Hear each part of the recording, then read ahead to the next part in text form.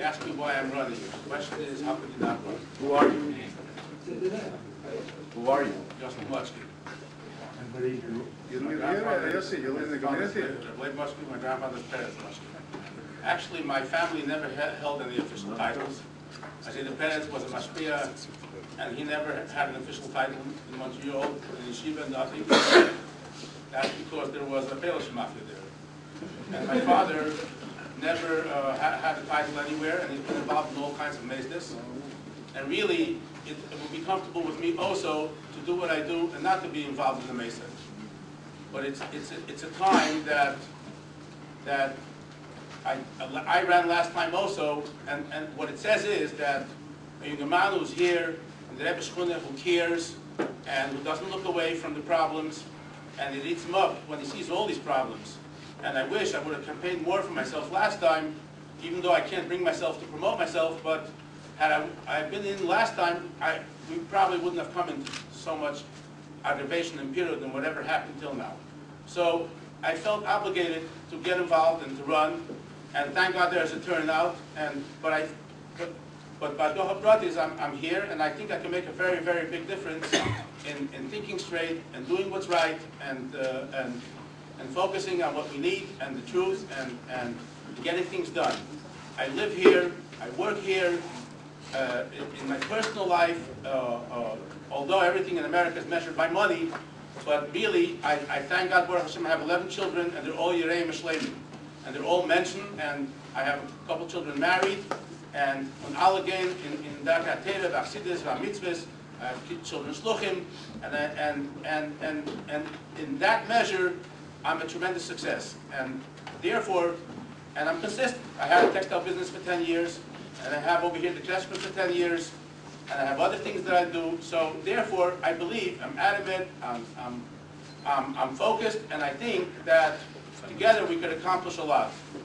I just want to say something that when you're running for elections, you're focusing on the positive, and you're focusing what you could accomplish, and you got to go on. There's many, many new organizations and a lot of people, and there's new couples and new residents in Crown Heights, and you can't sit with the old stagnant status quo. You have to go on forward, and you have to add people, and you have to.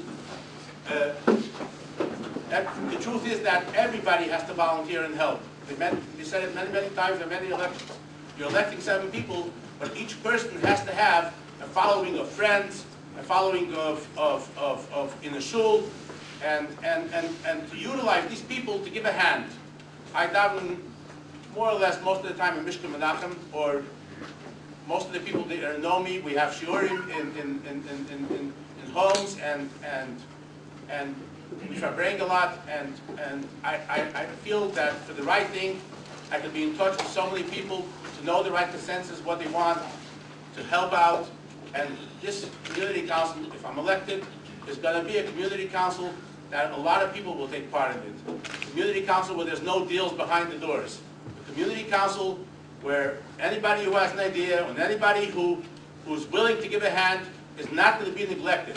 I find many times that community council members who are elected, the day after they're elected, they don't look at you anymore, they don't see you, they don't know you, they're too high up there to look at you.